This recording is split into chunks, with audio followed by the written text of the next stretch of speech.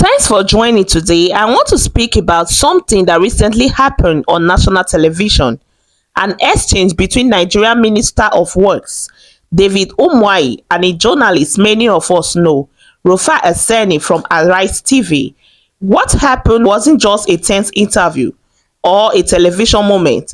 It was a clear example of how many people in power still struggle with the basic principle of democracy and accountability.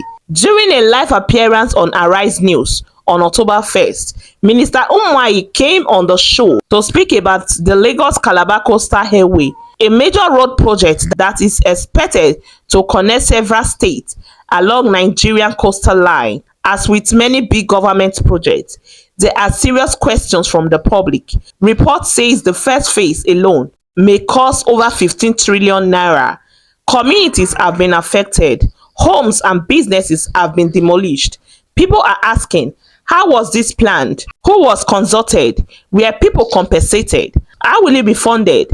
And what's the long-term benefit to Nigerians, especially the poor? So when Rufai began asking these questions on air, he was simply doing what journalists are trained to do: ask for clarity, ask for transparency, and make sure public officials are held accountable.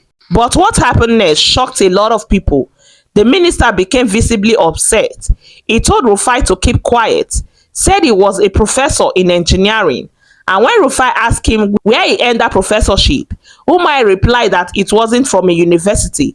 It was based on his experience. And then he said something that made headline. He told Rufai that it was too small for him to report to the president. Let's stop there. That statement, "you are too small," says a lot, because in that moment, what Nigeria saw wasn't just an irritated minister. They saw the attitude that has caused so much pain in this country. The idea that some people are too small to speak, too small to question, too small to matter.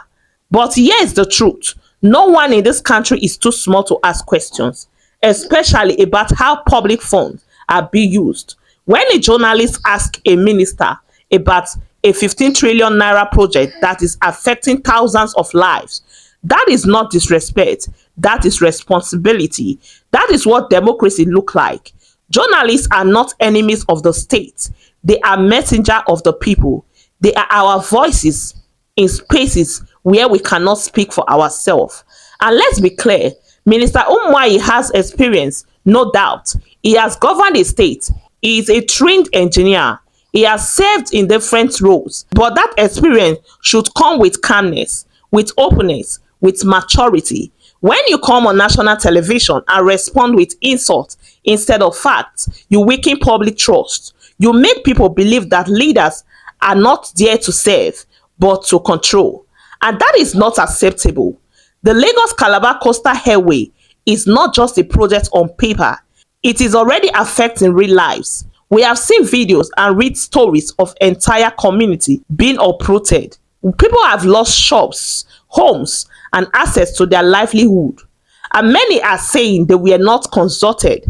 So when someone in the media raises these issues, the right response is not anger. It is answers. It is clarity. It is empathy. This is the culture we must change in Nigerian politics. For too long, power has been treated like a throne. Leaders expected praise, not questions. They expect loyalty, not accountability. But the reality is that this country belongs to all of us. The market women in Aba, the teachers in Jos, the bus drivers in Lagos, they all deserve answers because they are the one paying the price when policies goes wrong.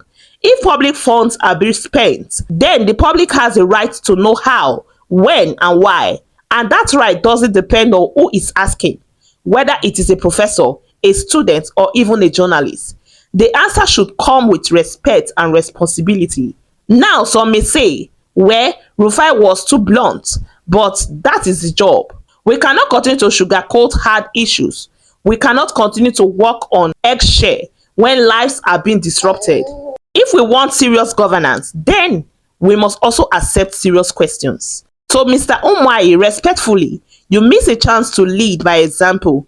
That interview could have been a moment of clarity for the country. You could have broken down the numbers, explain the plan, address the concern, and show Nigerians that this governance listen. But instead, it becomes a power struggle on live television, and that does not help your cause. It raises more questions than answers. So President Bola Ahmed Tinubu, your minister representing you, the way they speak in public reflects the tone of your administration. If this government wants to build trust with the people, it must start by showing respect even under pressure. To the media, do not be disencouraged. Keep asking questions. Keep pushing for answers. You are not troublemakers. You are the defender of democracy. And history will remember those who stood their ground when it wasn't easy. And finally, to the Nigerian people, don't let anyone tell you that you are too small. You are not. You have the right to speak. You have the right to question. You have the right to demand better. This country belongs to you just as much as it belongs to anyone in the office. Don't be silent. Don't be passive. Stay informed. Stay engaged. Leadership is not about ego. It is about service. And service begins when listening and not shouting. That is the message I want us to take from all this. Let's move away from drama and focus on substance. Let's expect more from our leaders. And let's never stop asking the hard questions. Thanks for watching. Keep thinking, keep asking, keep building the Nigerian we all deserve. Like, share, and comment in the comment section. I will see you in the next video.